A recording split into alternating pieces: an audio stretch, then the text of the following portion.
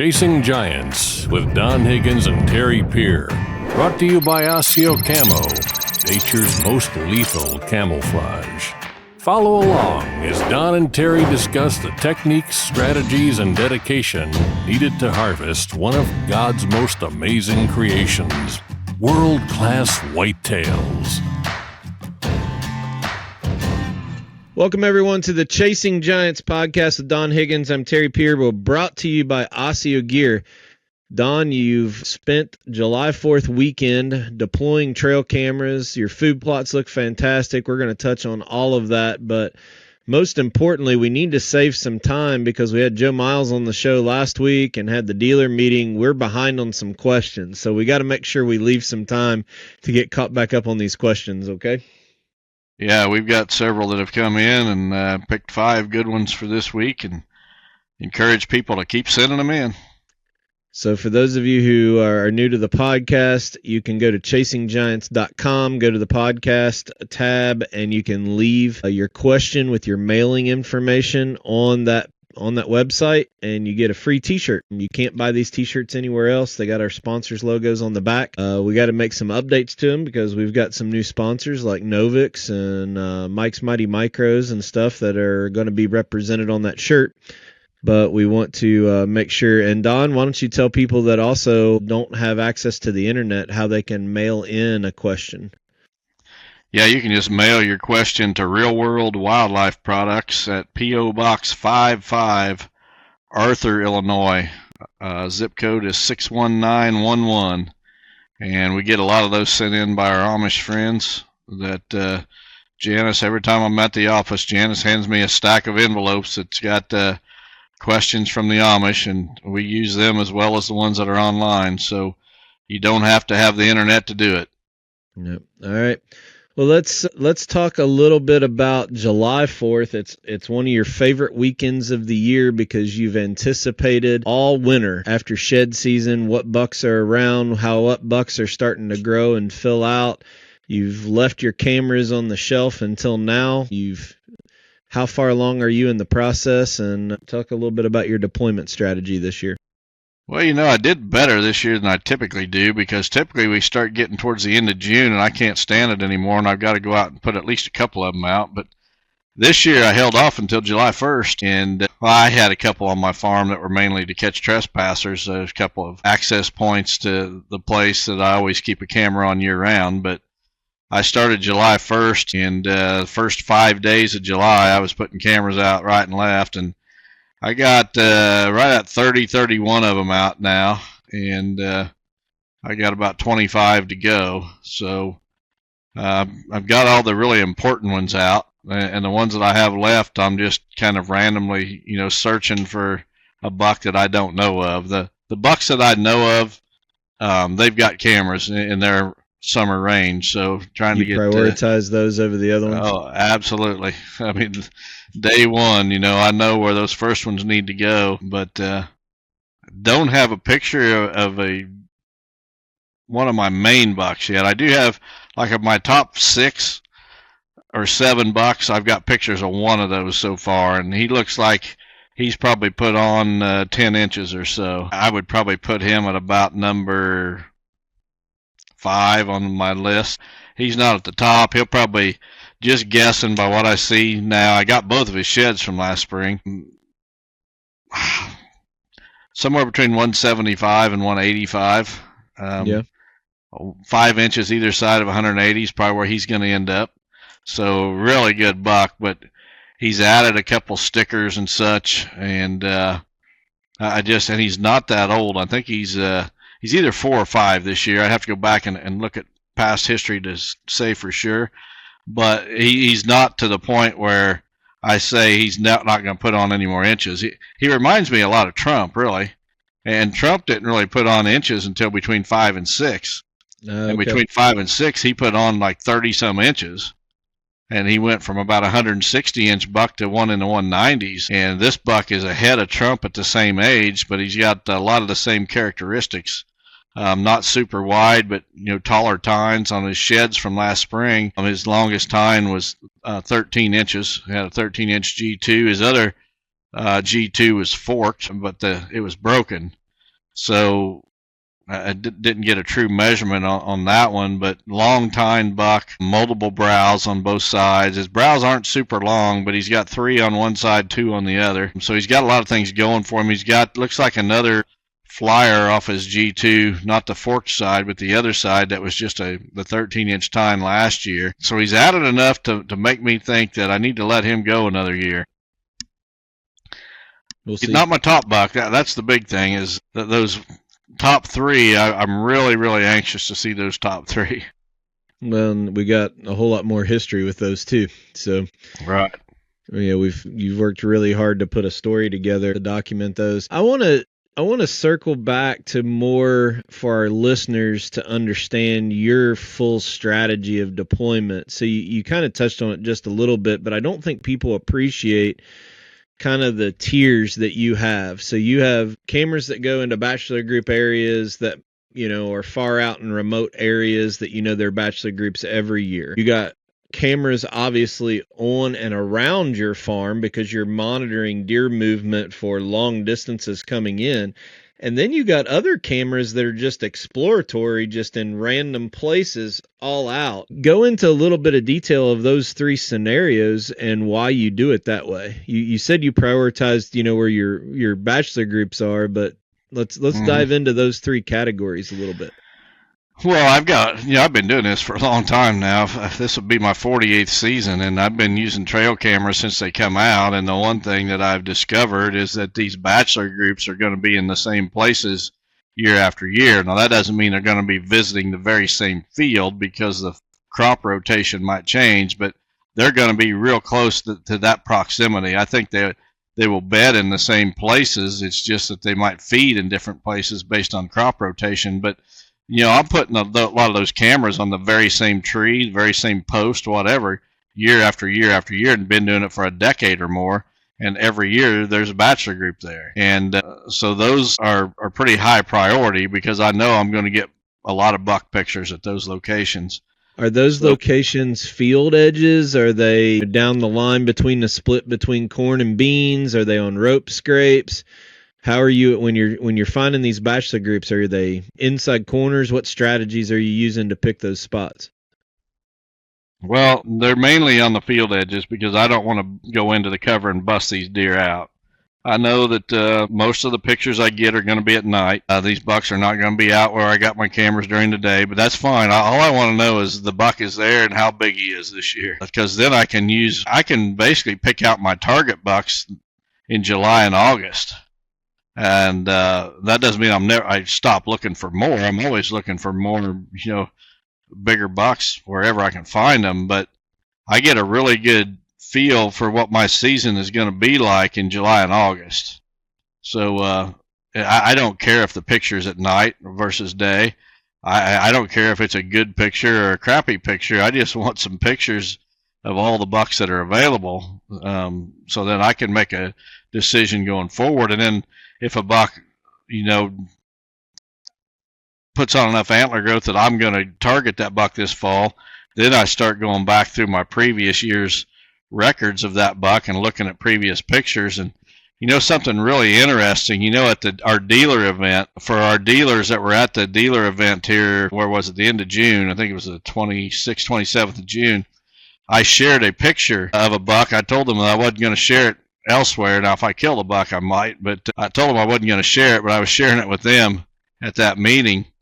Well, I was going through some past year's trail camera photos yesterday, because I couldn't figure out, I was looking for various bucks that I'm trying to get pictures of this summer. I was looking for where I might have, all the different locations where I got these bucks pictures last year, because a lot of these bucks, I get their picture in multiple locations. But anyway, this buck that I shared at this dealer event got a really unique rack. Everybody's going to remember.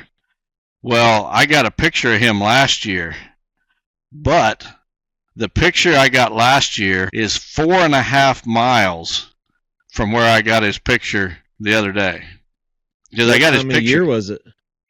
It was in the fall. So, okay. 2 totally different, but that gives me 2 points that are 4.5 miles apart. And I know that area in between is where, if I'm going to target, and he's a young buck, last year he was a 1.5 year old buck, no doubt about it. And so that puts him at 2.5 this year. You know, at the very, very soonest, I'm not going to want to target that buck for 2 more years if he survives. And that's a big if. He's covering that much territory. I mean, his odds of survival are not good. But if he does, I will start concentrating on that 4.5 mile stretch of area between my 2 photos. And, you know, here's that buck 2 years from when I'm going to target him, and I've already got 2 points 4.5 miles apart. I'm already putting together the puzzle of that deer, and there's a very good chance that he won't even survive.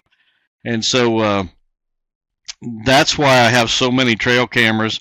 That's why I have them scattered out here, there, and everywhere, because it's just crazy how, and this is not the first time something like this has happened. Now, it doesn't happen a lot. It doesn't happen every year. But every once in a while, I'll be looking through past trail camera pictures for a specific buck, and it's like, well, I come across a picture of another buck that I know. I was like, well, crap, that's that buck, you know, that I'm getting his picture over there, and here he is miles away the year before.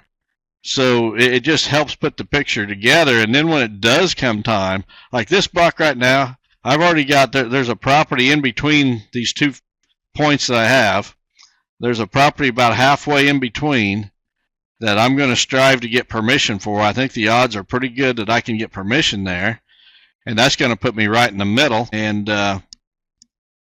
you know, by the time that buck does reach 4 years old or 5 or 6 or whatever, I'm going to know where that buck's going to be before he's even there. I'm going to know where he's going to show up October 1. I'm going to know where he's going to be in the late season, and I'll know where he's going to rut. I'm going to know where to hunt that buck and when to hunt him at each location. And I think that's the thing that I do with trail cameras is a little different than most guys. I think most guys are putting their cameras out and they're thinking, I'm going to get pictures of the buck I'm going to hunt this fall. Well, I do that too, but I'm also watching a lot of young bucks grow up, and I'll be the first to tell you that most of them never make it to my hit list. But because they get killed before that, and a lot of them just never put on the inches. I've had numerous bucks that I thought showed a world of potential as youngsters, and then they get up 5 or 6 years old and they just are very disappointing in what they've done. But it's those years of history when that buck is young that really helps you kill him when he's old. And I think if you wait until he's 5, 6, whatever years old, and then you start trying to put the pieces of the puzzle together, you're so far behind, you've lost, you know, many opportunities, years of opportunities to learn that buck before he ever gets that age on him. And, you know, people scratch their head how I mean, these local guys, if there's a good buck killed in my area, and I'm talking several miles, I've probably got pictures of him, and I'll see guys on social media post a picture of a buck they shot, and I know the buck. I contact the guy, and I say, you want some pictures of your deer? Here's pictures from the last 3 or 4 years of your buck. And always congratulate him. You know, I don't lay claim to those deer or anything, and always happy to share those photos. But and there's even local guys that are sending me pictures because they know I'm going to keep quiet as long as the buck's alive. I'm not going to go on social media and say, look at this. I've had lots of local guys send me pictures of bucks that they've gotten and want to know if I know anything about that buck. And, you know, if I do, I'll be honest with them, or I'll just ignore their question and won't even answer it. But the last thing I'm going to do is spread the word all over the neighborhood that, hey, look at this buck. So I'm keeping tabs on a lot of bucks, and I would say probably only about less than 5%. That 5% would be 1 in 20. Probably about 5% of the bucks I keep tabs on ever make it to my hit list. All right, so question. So using that 2 or 3 year old type buck as an example where he's not going to be a target for a couple years, and you got a picture of him 4 miles away at 2 different data points, 2 different times of the year, is that a time where you'll go in and just study Onyx and start looking for different pockets, and then that's when you put your kind of research, you know, cameras out just to get more data points for that? Is that the start of you putting these flyer cameras in odd places that some old lady might let you put it in her backyard, if nothing else, on a fence row? Absolutely. So that's how I came to the conclusion that those 2 camera locations were 4.5 miles apart. I got on Onyx and I marked them. I drew the line using the Onyx app. I drew the line between point A and point B, 4.5 miles apart as the crow flies. And then I started studying the aerial. How did he get from point A to point B? He didn't take a straight line. He followed cover, most likely terrain features, creeks, ditches, tree lines, whatever. How did he get from point A to point B? And if you take that route, it's longer than 4.5 miles. 4.5 miles was the straight line, but that's where Onyx really comes in handy, because you can map out not only how far it was, but the most likely route he took from point A to point B. And then you start looking at the properties that he crossed and who owns those properties, and do I think I can get permission on those properties? And it's just a valuable tool to put the pieces together. So, if you can say you got a data point from this year was in June, last year was from October, you put a couple other flyer cameras in different places along that route, and say you get a early September picture, or later this year you get a rut picture, that's just more data points that you're basically mapping out that annual pattern for 2 to 3 years from now. But it takes cameras in all of these remote places that you may never get a picture of him, but you just need that one picture for that date, that time stamp to know where he's at when.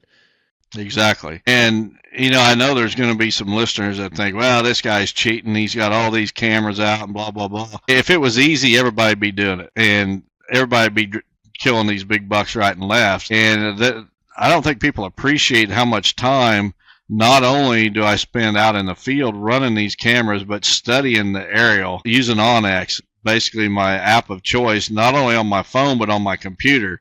I like my computer screen better because it's bigger. My old eyes don't do so well with that small phone screen, but I spend hours studying that Onyx and how's this buck getting from point A to point B. Okay, I know he summers here, and I know in the fall he's over here. How's he getting there? And I think that, and this is maybe something that I'm guilty of, or it's just different, is and I think a lot of people will just put a bunch of cameras on one property to see how that buck's using that property, where you'll kind of create that trail camera spot that funnels deer or gets every deer's picture, even if it's at night.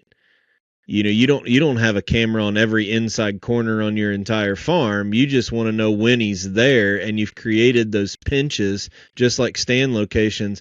And then the same number of cameras that you have that somebody might have on one piece, you got spread out to try to figure out where this deer is going off your property or off the properties you have to hunt.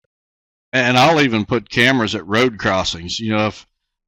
If it's obvious that the deer are going from this side of the road to the other side at this spot, I'll get off the road just far enough that nobody can see my camera and cover that road crossing.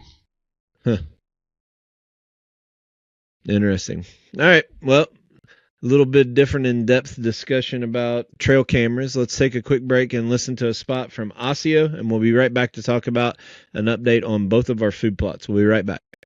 Osseo Gear introduces a premium line of bow hunting gear that is unmatched, pairing nature's finest camouflage with the best technological innovations. Osseo Gear brings whitetail bow hunters the gear they need to be the best at their craft. The unique camouflage mimics the intricate feather pattern of North America's greatest predatory creatures. Designed for invisibility, built for comfort, and engineered for function. Visit AssioGear.com. That's ASIO Gear.com to start shopping. Osseo Gear. Prepare to be invisible. Well, Don, we've both posted on Chasing Giants TV and on our social media pages an update about our food plots. I think you're going to film another segment in the next couple days showcasing a few things from your spring plots. It's a little bit different this year because you were, 3 to 4 weeks behind on planning due to the wet weather. But let's just go and give an update of where we stand with our plots.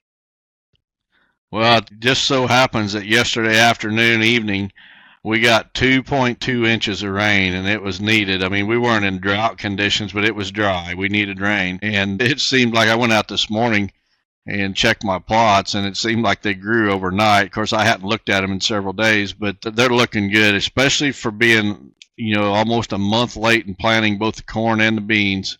I'm real happy with how they looked, and I was concerned there at first because typically when I plant my plots, the corn will be planted in April, the beans about the 1st of May. And if something screws up, a bunch of deer browse pressure, you make a mistake with your herbicide or whatever, you got a chance to come back and redo it, in the few weeks following. Well, this year, the planting was already 3 or 4 weeks late, so there wasn't really much time if you did something wrong or you had something happen like deer hitting your plot and browsing it hard. There wasn't time to recover. You could recover in the fall, depending on what herbicide you put down. So I was kind of worried about my beans and my corn for a while there, but I am super happy with how they're looking now. And if we just get some timely rains from here the rest of the summer, we could even go through a dry spell, and I think they're going to do fine. My corn is up over my head. It's probably 7 feet tall, and it'll be tasseling real quick. Soybeans are probably 15 inches or so, 16 inches tall and canopied over, so it's just a green carpet as you look across that plot now. No weeds in there. My herbicide program worked fantastic. That's a couple things that I'm going to show on the video that I'm going to make in the next couple of days. Is I want to show people how clean those plots are, because I can't tell you how many people have reached out in the last couple of weeks because their NutriCrave corn plot is full of weeds. What do I do now? Well, you should have listened at the beginning, and we would have prevented that from ever happening. And guys, I learned it all the hard way. I had crappy looking plots that were weed infested, basically through trial and error and listening to other people. I finally got it down where I got weed free plots, and I try to share that with folks. And it doesn't really take any longer. When I'm done planting my corn and I pull out of the corn plot, I'm done for the year. I don't ever take a tractor or four-wheeler or anything through that corn again after the day I plant. And you can do that if you use the right herbicides instead of waiting until midsummer and panicking because you got a weed patch instead of a corn plot. So, but my plots look good. I got a grain sorghum plot that looks fantastic. I'm super happy with the way things look right now. I'm in the same boat. My corn, I have a couple different patches of it for test corn. They're all between 7 and 9 feet tall. My beans are canopied over. So yeah, I'm in the same boat. What residual did you use on your corn this year? I used Resicor. Is that what you ended up using? Yeah, that's what I used. Yeah, it works fantastic.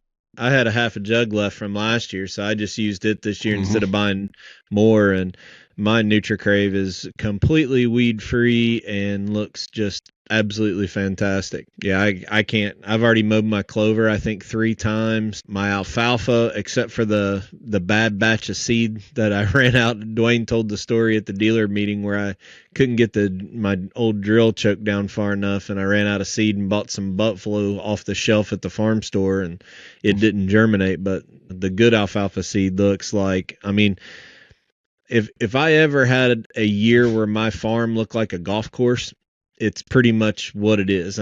Everything is just weed free and lush and green. So I'm really excited about what goes on here in the following weeks to see, that timely rain around when that corn tassels is a task. Right, that pollination, when you start seeing those first silks and when that tassel's just popping out of that corn stalk at the top there, that's when you really need some plenty of moisture. Although even throughout the whole growth cycle, I don't know, I learned a couple of years ago that I think it's in the 6th leaf stage, when that little corn plant is in the 6th leaf stage, that it's basically setting itself up for life, what it's going to yield. And I didn't realize that, and I may be wrong. If I am, somebody correct me. I'm sure they will anyway, but it's fertility is important too. I look at my corn plot and I compare it. Actually, I got 3 corn plots this year, but I compare them to my neighbor's cornfields that are real close.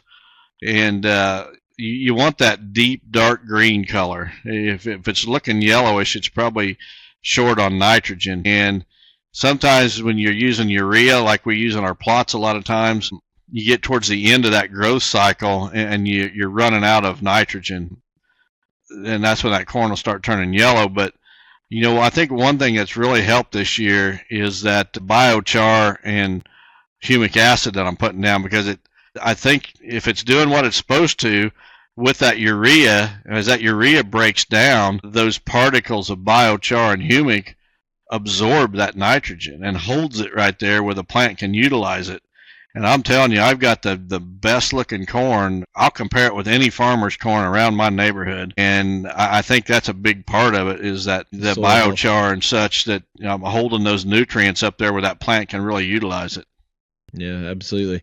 I tell you another thing that I'm really impressed with this year, and I planted 2 different strips with the annual screen head and access. I had a screen area that I needed that I didn't want to put in miscanthus because it needs to go back into corn next year.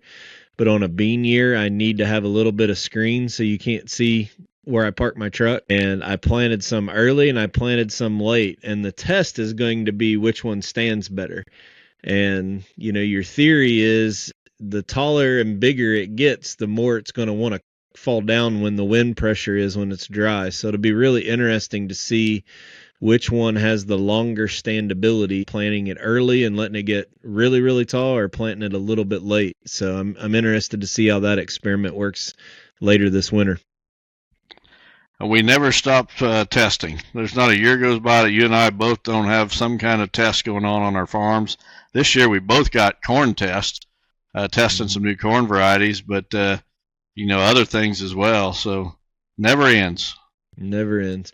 All right, well, let's talk a little bit about the Higgins Hot Seat segment brought to us by Blinds. Make sure you visit huntingblinds.com. Check out the new Chasing Giants edition Osseo wrapped blind. It's available, limited edition. The couple left for this year still, they told me. So, Don, my question for you today kind of has a trail camera theme. Off the top of your head, can you think of the craziest thing that you ever got a picture of, or the most unique thing that you got a picture of by running trail cameras all of these years? And hopefully it won't be a picture of a naked man. We've had enough naked man stories. No, but I could tell you another story. I didn't get it on trail camera, so I guess it wouldn't be an answer to the craziest thing I ever got a picture of. Wow. Or most unique.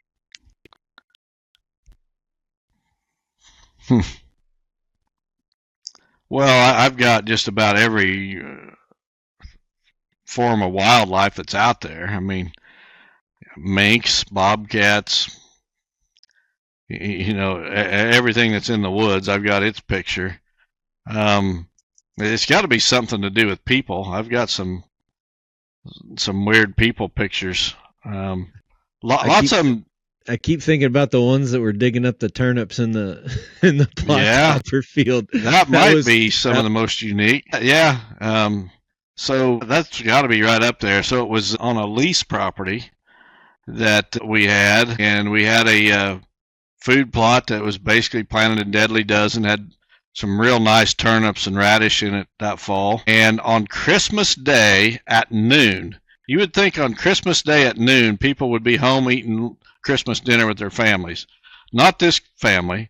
There was a mother and a child. The child was probably, I'm going to say, no more than 2 years old. And I don't think it was a father. I think it might have been a grandfather. And they're out, and the little kid is in a wheelbarrow. So these people show up at our food plot with a wheelbarrow and a baby on Christmas Day at noon, and they're filling this wheelbarrow with turnips. They're pulling turnips out of our food plot and they're filling them up, and had a whole series of pictures of those folks doing that. You never know. You just absolutely never know. You want me to tell you my other story? Yeah, go ahead and tell us the other story. This is a pretty good one. People like this one. So this would go back about 25 years ago, maybe a little more. So I was hunting a property. It was not even in my neighborhood. It was in Illinois, but it was not in my neighborhood.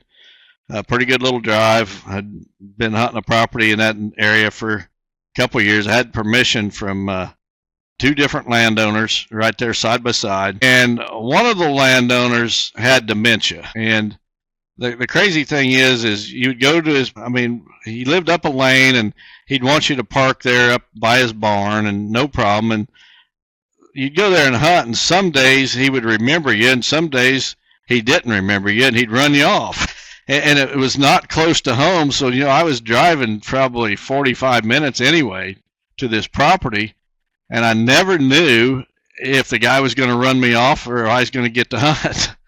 But I had permission on the property right next to him, so what I started doing was I would always park on the neighbor's property, no matter which property I hunted. Even if I was going to hunt his, I had permission from him and his wife, but I just didn't want to take the chance of driving all that way and him running me off that day because he didn't remember me. So anyway, one day I'm in my stand, and I'm back. I'm right where his property meets the neighbor's, and I had permission for both.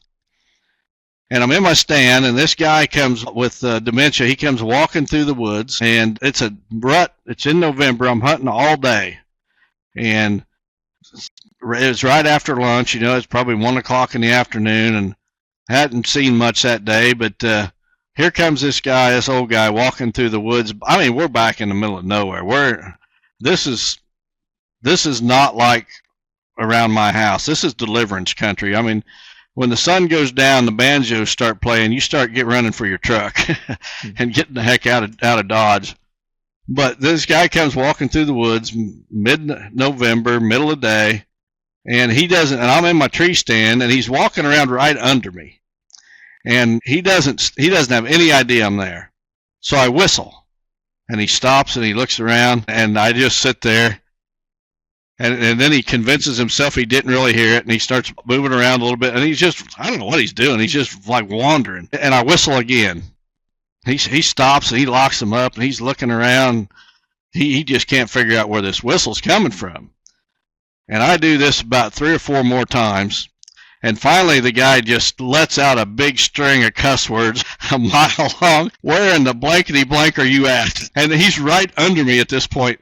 And I said, look up. And the guy looks up, and he starts just cussing me out because he was looking for me and couldn't find me. And what are you doing here? Blah, blah, blah. I'm hunting deer. And I was actually on his neighbors when that happened. So anyway, he goes about his business and leaves. The very next day, I'm telling you what, I promise you, it's the very next day, I'm in the same tree stand. And this guy comes into the woods, and this time he's got his wife with him. And apparently they were looking for the property line or something. I don't know why. They were looking for where the property line was at. This time he's got his wife with him. And I'm sitting in this same tree I was just in the day before. And again, I stay quiet. I don't say a word. They're going about their business. They're having a conversation. They don't know I'm within 1,000,000 miles of them. And the lady says, I almost mentioned the guy's name. I don't want to do that. The lady says, I've got to pee. And to her husband, and he says, well, lets out a string of cuss words, go pee. And she says, well, there might be some deer hunters back here. And he says, there ain't been any blankety blank deer hunters back here in years. No. And it was just the day before. That he ran into me in the same tree. And the lady goes over and squats down and drops her drawers, and I turned my head. I did. I turned my head, covered my eyes. I didn't want to watch. She walks over there 20 yards from me and pees, and then they carry on a conversation and go about their business. You didn't whistle that time, did you? I did not whistle. But I was laughing so hard, I had to bite my wrist. I was biting my wrist to keep from laughing out loud. And I still think about that 25 years or so later, and I still laugh. I think that was before I was carrying. Yeah, I was not carrying a video camera at that time. So it would have been before 2000. Probably better. And I would not have turned it on, people. I would not have turned it on, I promise you. That would be definitely a unique wood story. So, yeah. All right.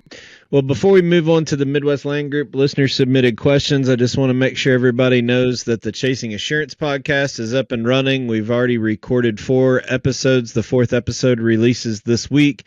And check that out. It's on all major platforms and the Chasing Giants YouTube channel. It releases on Wednesday morning. There's an online study guide in the description. So if you're using it for a small group, I will say that all of our friends that listen on MTech, we are trying to get MTech to add this show to their platform so you guys can listen to it on call-in. So haven't had much luck getting those guys on board for some reason. If you want to help me out and contact MTech and ask them to put Chasing Assurance on there, I would greatly appreciate it.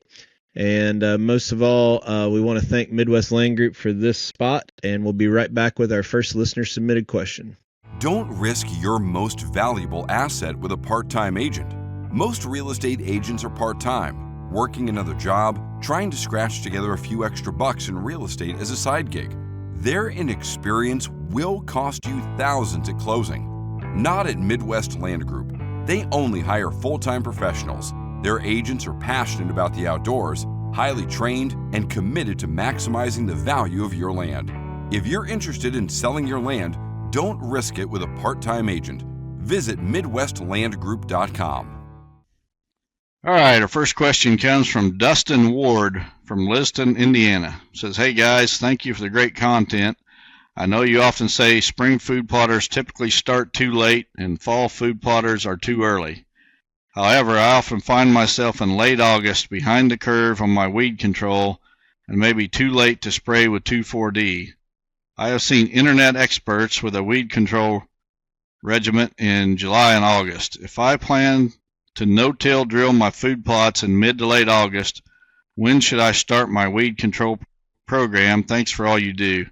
Well, Dustin, really you should start it in the spring, and my advice is if you're going to plant fall plots, you need to get something in that plot besides weeds in the spring and build up that soil and also provide a food source that those deer are going to get used to coming to that plot. Soil charge from Real World is as good as anything. I plant that a lot of times in my fall plots in the spring, let it mature and go in about 2 to 3 weeks before you're going to plant and spray it with glyphosate and kill it, and then come in and at the proper planting time for your area in the fall and either till or disc or whatever you're going to do, you can no-till right into that dead vegetation even. But your weed control really needs to start in the spring. You don't want those weeds, if you wait until even 30 days before planting time, a lot of those weeds have gone to seed and you just got the same problem next year and the year after. Get those weeds under control and stop the production of more weed seeds. And I would strongly advise you to start in the spring with some kind of cover crop to build up your soil, get deer hitting your plot,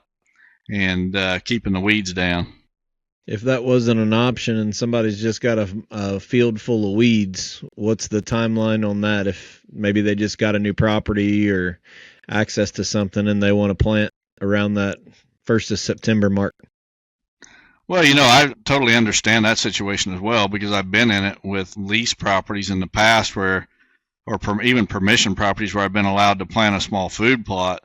You get permission in the summer, it's already too late for that spring plot, but the farmer's got a weed patch somewhere and he says, yeah, if you want to put something out there in that weed patch, go ahead. Well, I'll go in there with a side-by-side or a four-wheeler sprayer and I'll just, go crisscross every which direction, spraying, a mix of glyphosate, and I may throw 2,4-D in it depending on what's there and get that killed. And then a lot of times I'll just come back and broadcast. You'll have all those dead weeds, and sometimes those weeds will still be 3 or 4 feet tall. They'll be dead and brown, but they're still tall. Go in there and then broadcast your seed in that area, and then I'll come in with a mower, and I'll mow that, leave that mower up so you're not, scalping the ground. Leave it up 6 inches or so and chop that dead vegetation, because when you hit it with a mower blade, it just shatters that dead brown stuff, especially it's been out there baking in the hot sun for a couple of weeks. You hit it with that mower and it just shatters and it covers that seed that you just broadcast. And then you get a rain and that seed is down under that thatch and holds the moisture in. And you can get a really good stand that way, especially with a cereal grain like oats or rye, and then throw in some turnips and radish or, the plot topper, which don't take much soil covering it. And you can get a fantastic plot that way. Just did one last year that way, in fact. Yeah, the one thing that you might have trouble with fall plot seed is winter peas. Winter peas are very similar to a soybean. They have to have good soil contact where I'm pretty convinced some cereal grains will grow on the side of a fence post if you could get them to stick. I actually had some germinate in the floorboard of my car or my truck one time. But yeah, winter peas might be the only one that you really need to set. But if you got a no-till drill too, that'd be a great way of doing it besides broadcasting. All right. All right, next question comes from Jeremy Zimmerman from Norwalk, Wisconsin. He says, "Hi, Don and Terry. I have a question on bucks moving to their fall ranges. Is there anything other than having the best bedding, lots of food, and minimal intrusion that can make a buck want to stay for the fall? I have 2 mature bucks that I see all summer, but both of them seem to move right after they shed velvet, which only gives me a few days, if even that, to hunt them, since Wisconsin bow season opens the middle of September. Do you have any suggestions on how to make it more attractive to stay on my farm? Thanks for the great podcast." Well, Jeremy, I wish I had the answer. I think from my experience and the bucks that I've followed, once a buck has a pattern as far as his summer range and his fall-winter range, once he has those established, I have never been able to break that trend. It doesn't matter what you do in his summer range. If you want to hold him, you're not going to. I mean, you could leave 100 acres of standing corn. You could totally eliminate human intrusion.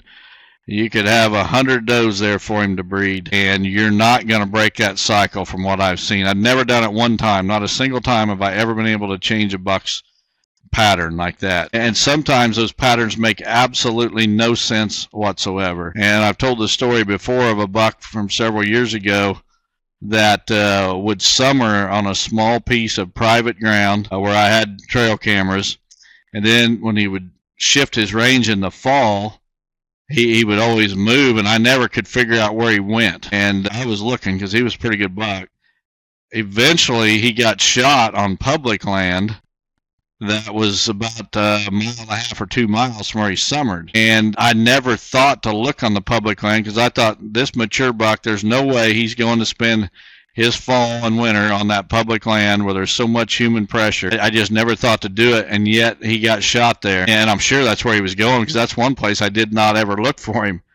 But nothing would change that buck's pattern. I mean, he was going to the public land. Didn't make any sense to me why he did that. But that's just one of many bucks that I've watched, and I've had some here. They typically don't summer on my farm, but I've had some on places where I've got permission that I've tried to hold with food, with lack of human intrusion, and just have never been able to do it a single time. So I'm afraid that you're out of luck with that. However, I will throw out there, if you remember my article that I've talked about several times, that I wrote probably 10, 12 years ago called A Homecoming Bucks. And the pattern that I noticed with some of these bucks is that they will return to their summer range in the fall. After they've shifted, they will come back to that summer range. There's 2 distinct times that this will happen. And this has happened with multiple mature bucks. And I've not just seen it once or twice. I mean, I've seen it multiple times. It's going to happen. The first time it will happen will be 24 hours either side of November 7th. It'll be November 6th, 7th, or 8th. Those are the only 3 days. More than likely it's going to be on the 7th, but it might be a day early, might be a day late. And I think what happens, and it makes total sense, there's no other explanation for it, these bucks have shifted to their fall range. They cannot find a hot doe, and the rut just gets closer and closer, and they get desperate. And so they run back to an area they're familiar with. They run back home, homecoming bucks, and in search of a hot doe. They don't go to some place they've never been before searching for those does. They go to a place that they're familiar with, where they summered at, and they come back. So my advice to you, November 6th, 7th, and 8th, you need to be there in your stand, hunt all day, and hopefully one of these bucks returns and you get a crack at him. Now, the other time it happens is at the tail end of the rut. This time there's no date on the calendar. You can't mark it, but it's going to be the last few days of November. And I think what happens is the very same thing. I think the rut is winding down.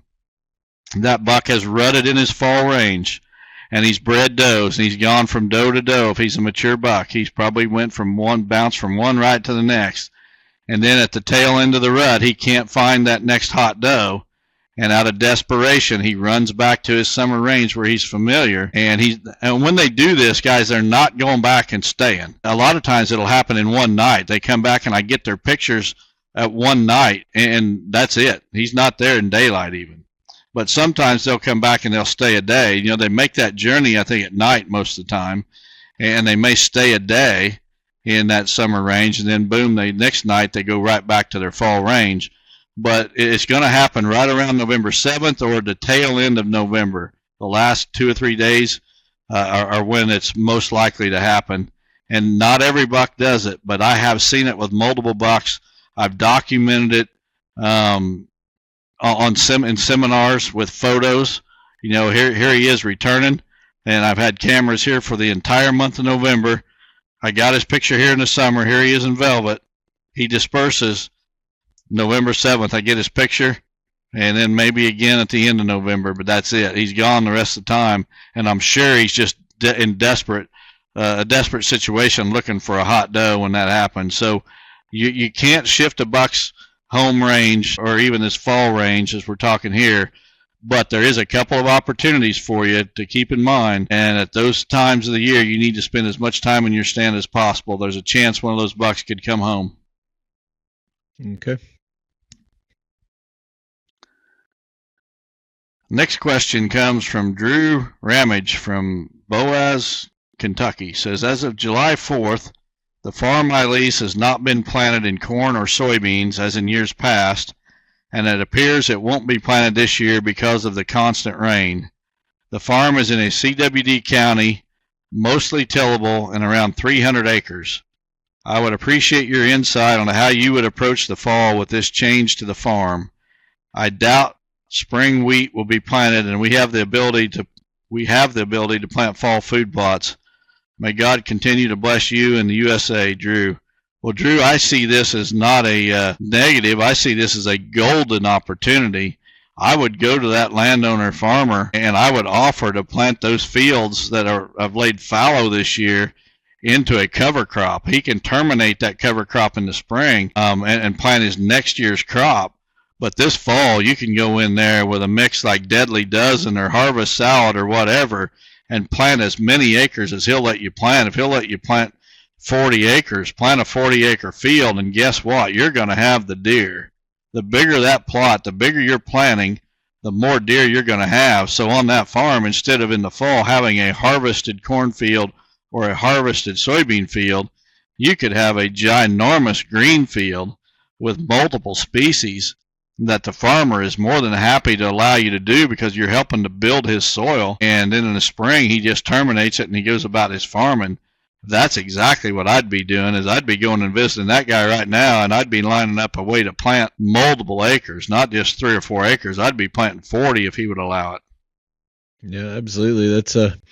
That's a almost, I wouldn't say a dream come true, but you got a lot of potential to have the only food in the neighborhood. Absolutely. Jump all over that one. The next question comes from Jerry Franklin from Hopedale, Arkansas. Says, hey guys, I appreciate the time you both put in to create great whitetail content while also using your platform to help others.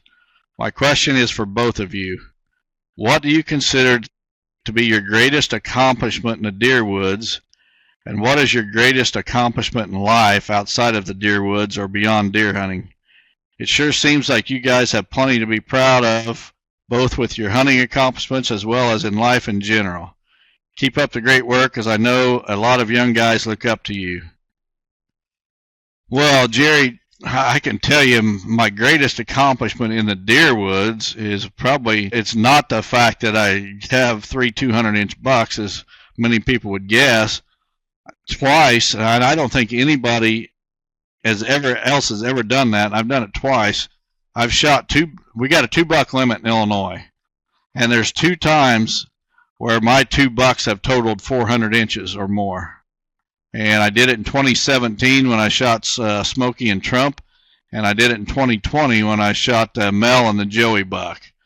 And to my knowledge, I don't think anyone, and I did them both with a bow, both years with a bow, and both times 1 buck was shot on my farm and 1 buck was shot on a permission property. And as far as deer hunting accomplishments, I think doing that is probably tougher than shooting a 200-inch deer. As far as outside of deer hunting, I think what I would consider my greatest accomplishment is the two kids that I've raised, my two daughters. I mean, they're productive members of society. They give back. They're conscious of other folks, and the fact that they've been extremely blessed. They're soft-hearted. How a crazy redneck country boy like me ever turned out two good kids like that is a testament in itself that there really is a God, because he had a bigger hand in it than I did, no doubt. But I think the kids that I've raised, I'm very proud of.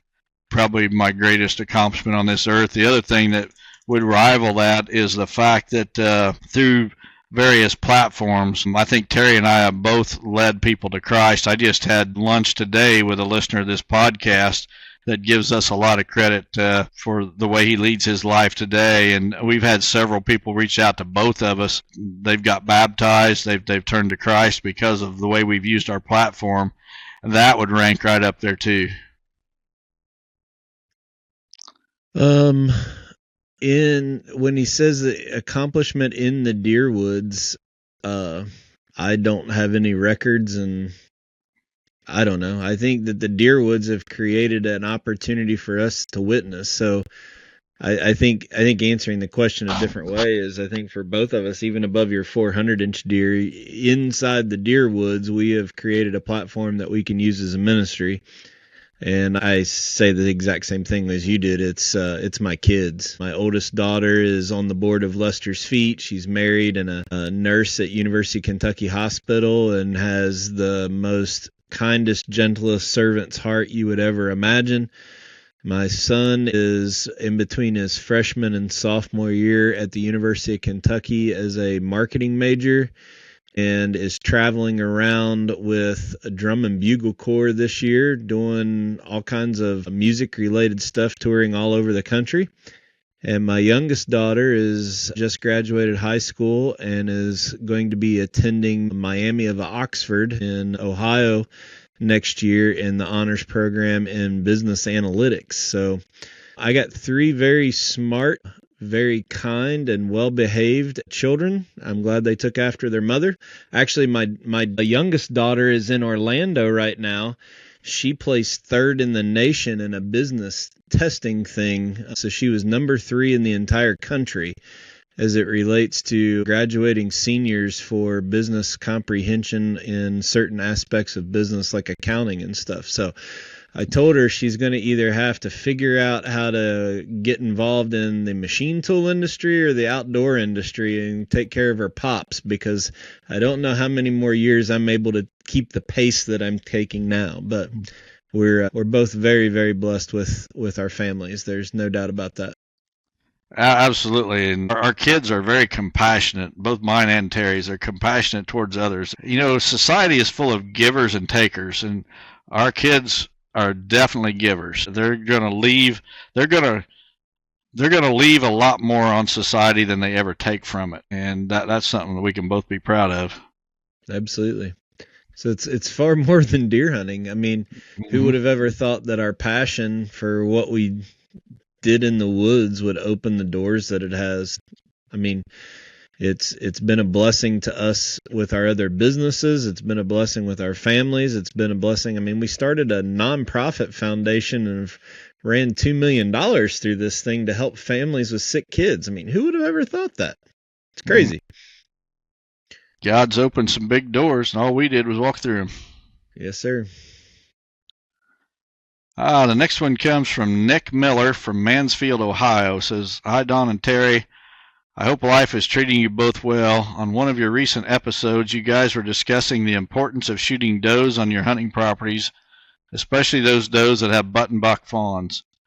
I've also heard other land managers and even deer biologists that are of the opinion that we shouldn't be harvesting does because they are the ones that carry and pass on the big buck genetics. In other words, taking out your adult doe that is producing your top tier bucks would not be good for your hunting property if you are trying to hunt big deer. Don, with your captive deer background, which one of those practices do you think is more important to focus on? Removing adult those and potentially keeping their button buck offspring, but no longer having them around to be bred and produce fawns in the future, or not shooting does and have them living on your farm to continually give birth to potential and future big deer? I hope that question makes sense, and I appreciate your time. Well, Nick, for one thing, you don't know there's no way anybody knows which does are producing the biggest bucks, down the road. And even if you did, and you had some doe that, had a tag around her neck that said, "I'm a super doe," and you didn't shoot her, well, you keep her alive. Every buck fawn she raises is likely to relocate miles from your farm, 20 miles or more. So keeping her is not going to do you any good.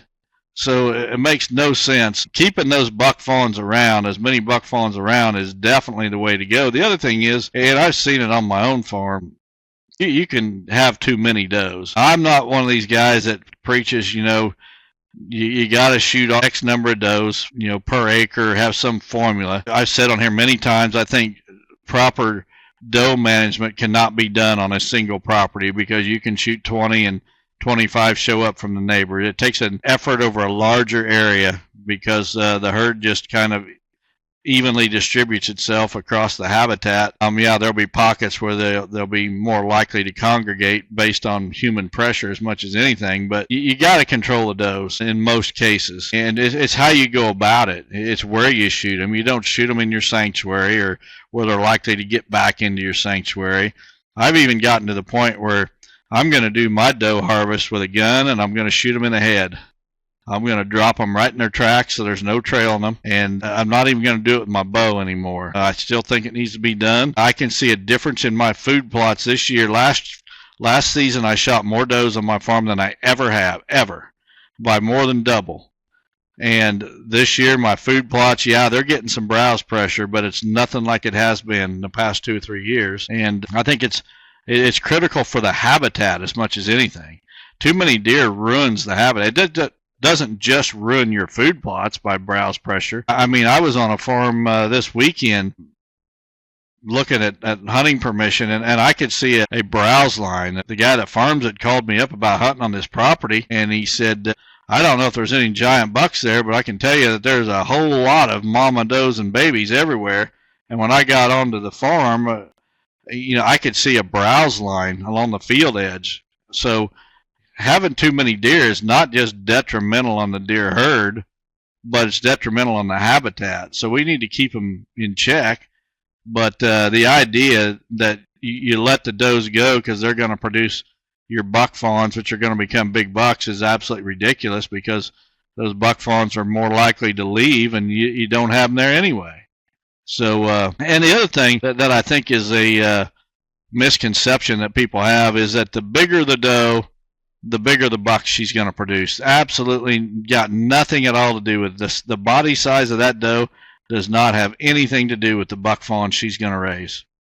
Hey, the littlest doe you got on your property may produce the bucks with the biggest antlers. I'm going to ask you to come back next week with an interesting topic that I don't think anybody's ever talked about, and that is the genetics of the doe. Because to me, and I might be completely wrong, I don't want you to answer this, but to me, the more we manage our entire herd, bucks and does, so the better bucks we have on the property breeding the does that have doe fawns, that's the better genetics we're going to bring the entire herd up. So your plan of over 30 years, you're having the better bucks breed the does and killing both the males and the females and bringing the levels down. The superior genetics continue to flourish. But I don't think anyone has ever talked about, at least we haven't on this podcast, about how culling and shooting does also improves the genetic ceiling that your does are carrying, versus maybe having one doe that we're worried about shooting the wrong one, to all of our does having a better chance of producing bigger bucks on the farm. I think that your whole system that you and Dr. Strickland both talked about, not knowing that the other one was doing it, seems like we always focus on, am I going to kill the wrong doe, or am I killing the right bucks? Both of them work hand in hand to bring it's no different than breeding cattle. Mm-hmm. You know, the poor moms, if you go to these big feedlots up in Dakotas or down in Texas, the poor moms, they're sent off to beef immediately if they're not going to raise, good calves. So I would really like you to really think about a segment of the next podcast or in the next couple weeks of instead of everybody worrying about killing the wrong doe for the sake of managing does, let's talk about how we can improve the whole genetic ceiling of all of our breeder does on the farm. I don't think we've ever talked about that. I did my seminar in Iowa this year. I talked about the 3 factors it takes to grow giant bucks: age, nutrition, genetics. We can do something about age. We can let them live. We can do something about nutrition. We can provide, the best nutrition possible. Can we do anything about genetics? And the general consensus and what's been preached to us for decades is that no, we cannot. I'm telling you, folks, I'm living proof. My farm is living proof that you can. Now, I'm not saying you can do it to that level on every property in North America, but I promise you can change genetics in a neighborhood anyway. I've done it, and it's by the way you manage that herd, and we will get into that deep next week. Yeah, I think people are missing the forest for the trees, if that makes sense on this. It's too much garbage on the internet that gets people losing focus of what the goal is in managing your herd. Mm-hmm. If you're worried about killing the wrong doe, but you have so much social stress and lack of nutrition that it brings down your entire herd, you're doing a more disservice to your herd than you are killing one doe that could possibly have the best genetics to breed. So, yep. All right. Well, a quick announcement. This podcast is going to air on the 13th. I want to let everyone know that next week, the podcast will not release on Sunday the 20th due to travel schedules. It will release on the 21st. So just an FYI to everybody who listens to our show, make sure you understand it's not going to be a Sunday release next week. It's going to be a Monday release, and I'll try to have it uploaded before everybody's commute on Monday morning. But we got some crazy travel schedules coming up, and we're not going to be able to record and get it up in time for Sunday. So we appreciate everybody's understanding with that. Is that all the questions for this week? That's all of them. Well, appreciate everybody tuning in. Get them trail cameras out. Get those fall food plot plans in place. If you need to take care of the weeds, get on that. And the season will be here before we know it. We're almost there. Start shooting your bow. I'm hoping by next week I've got a picture of one of those top 3 bucks, and I got an idea how big he's going to be this year. God bless everyone. See you back here next week. Hey guys, welcome back to Sunday Night Prayer Time. If you've been following the news, you know it's been a really difficult week for the people in Texas. So just keep your thoughts and prayers, as that flood went through there and so many lives were lost, so many families have been affected. And there's been an incredible amount of stories of heroism, people diving into the water that they could barely swim themselves, trying to save lives. And it just is kind of a really good reminder that you've got to pay attention to what nature is doing, because it'll eat your lunch on the count of one if you're not paying attention. I was on an elk hunt in Colorado, probably around 2014, I think it was, with my buddy Roger, and we had camped in this little gully. And this gully was maybe 3/4 of a mile wide, maybe, and we had set up a little spike camp back there. We were kind of next to a stream, which was awesome. We could get our water for whatever we needed. But what we didn't realize about this gully was the way that it was set up, that when nature unleashes, all of the thunder and the lightning and the clouds, you're at high elevation, and that valley can fill up really, really quick with water. It had rained, I think it was for 14 hours. We stopped the hunt that afternoon, I think at like 5 o'clock. We were back at our camp by 7, just crawled inside of our sleeping bags underneath these 2 tarps, and just kind of were riding the storm out. We were maybe 20 feet from this creek, but we were kind of up. There were some rocks and kind of a mound with logs, and we were trying to get a little higher elevation away from the creek as it was. But what we didn't know was going to happen was it was going to flood. And the whole thing flooded while we were in our sleeping bags that night. And by 6 o'clock in the morning, it just sounded like jet engines roaring as the water is flying by us. And it started to get light. And we get up and we realize we're totally surrounded. We can't get out of here. And my backpack that I had kind of laying by my feet was a little bit exposed under the end of the tarp, and every bit of dry clothing that I had was in that pack. We tried to get out of there. We were kind of like making little log islands going back and forth to some of these places to try to get out of there. We couldn't get out. The water would be too rough in one area. We'd have to go back. And I got soaked. As I was out there running around trying to find a way out, I mean, just started to pour again. As you can know how nature can just unleash on you. I mean, buckets of water. Now everything I had was soaking wet. The temperature that morning was right at about freezing.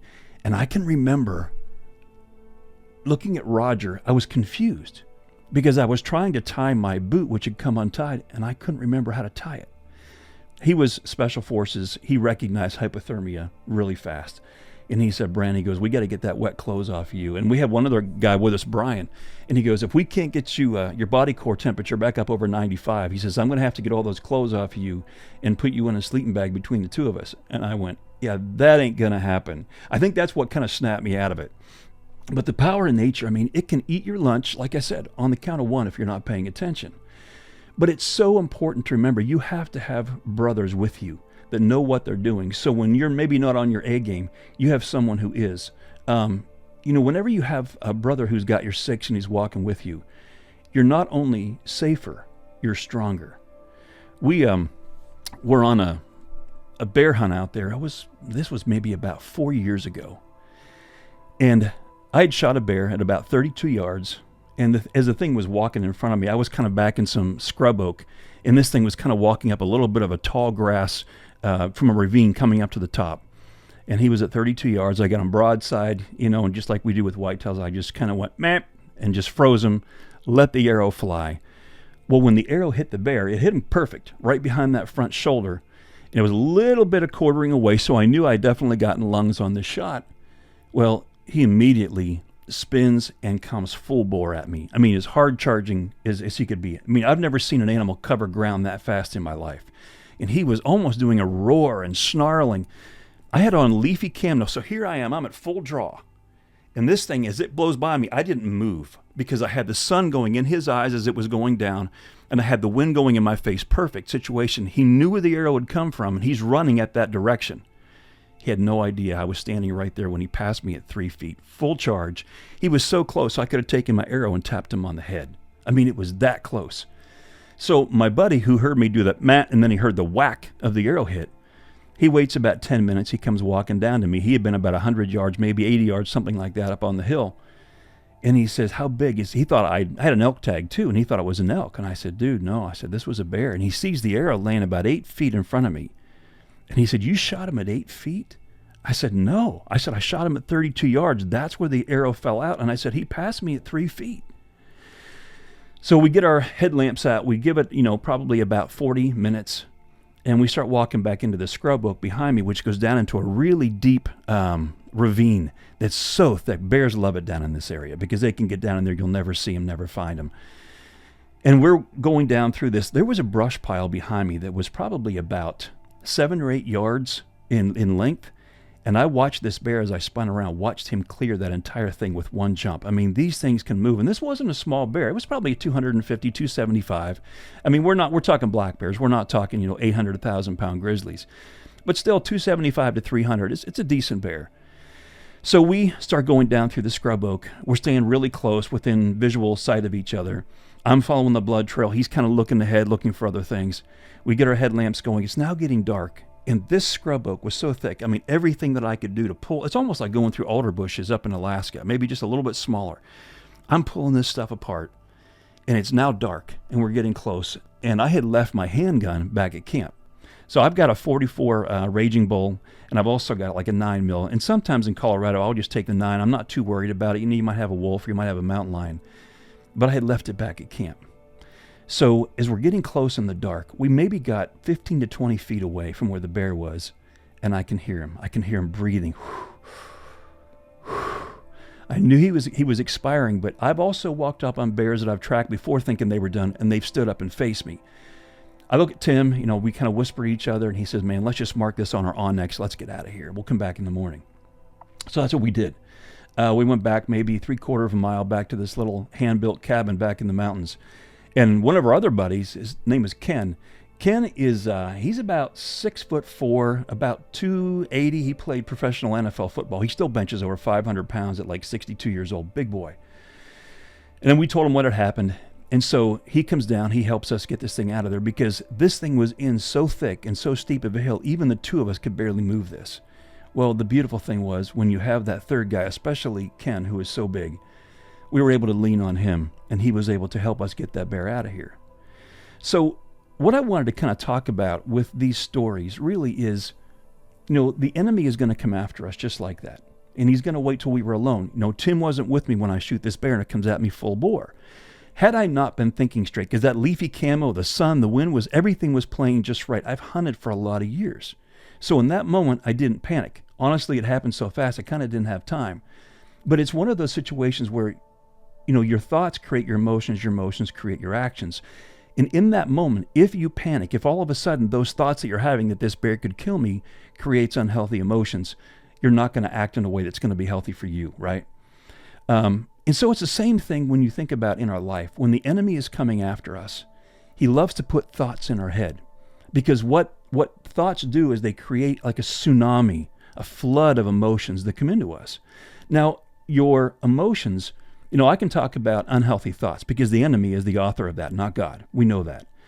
But the emotions that you're having, even fear, that's not an unhealthy emotion. It might be a negative emotion. But God gave us all those emotions so that we know whatever we're thinking, whether it's right or whether it's wrong. That's how we kind of know. You think about fear, people say, well, there's, when you think about fear, God is not the author of fear. Now, hold on a second.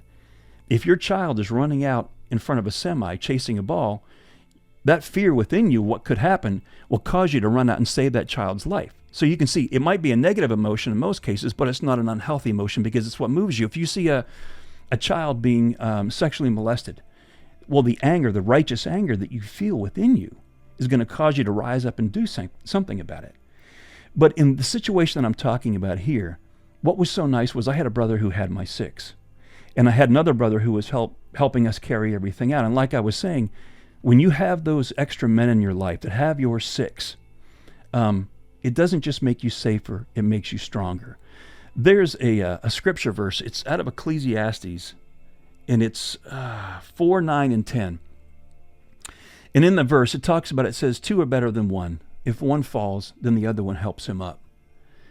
So my challenge to you right now as you're listening to this is, are you one of those guys that's like the Lone Ranger? Do you try to do everything yourself? Or are you one of those guys that understands that Christ in you is where your true strength comes from? And there's times that you need to lean on your brothers to remind you who you really are. Your identity is not connected to your title. Your identity is not connected to how much money you have, how big the deer you've shot is, how much sin you've had in your life. Because here's the beautiful thing. The moment that you received Christ, you weren't transformed. Now, some of you right now are going, what are you talking about? You're not transformed. No, transformation is a lifelong process. It's like credit card debt. If I get into credit card debt, it's going to take some time to be able to get that debt out of my life. The same thing. We have patterns and habits that we've done. And why do we sin? Because we're getting something out of it. Until the day we go to be with Jesus, the enemy is going to try to convince us to keep going to that well that's not good for us. But here's the truth. The moment that you received Christ, you weren't transformed. You were transfigured.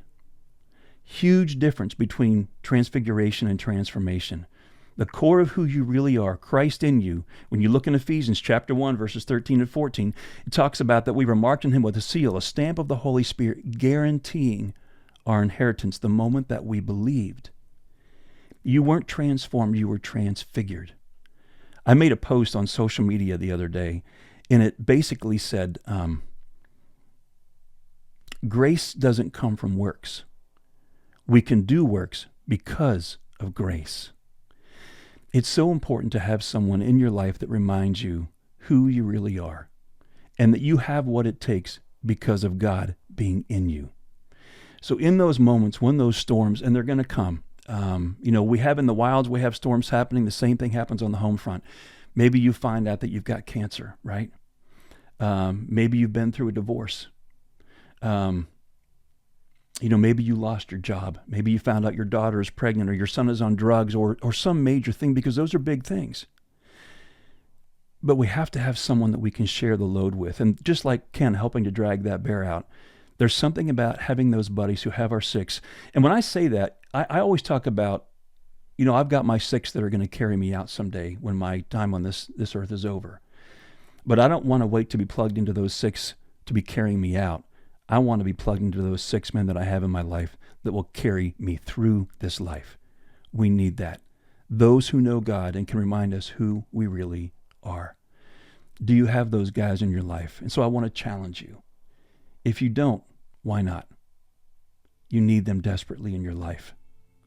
Father God, as we come to you, we think about the flood that happened in Texas and so many lives that will forever be changed. But I heard so many amazing stories, even stories of when the water was rising on the camp and some of the girls were on the second level of the house and the water was already that high. They began to sing these songs about you and praise you. And the amazing thing that the testimonies are coming out of it is that the waters begin to lower. Father, I'm reminded of the two little girls that they found that were holding hands that had passed, but they were holding on to one another. Father, we're going to have storms in this life. And to live as Christ, but to die as gain. We want to see your face. But in this life where we are now, we need those people that we can hold on to more than ever. Father, those people that can help us untangle those unhealthy thoughts, emotions, and actions, and teach us how to renew our mind with the truths that we find in your word and your word alone. God, I am so thankful to be able to share with my brothers out there and just let them know that they are loved, no matter who they are, where they've been, what they've done, that you are the one keeping them above the floodwaters. Help us to rely on you, Father God. We are so in love with you. In Jesus' mighty name, amen.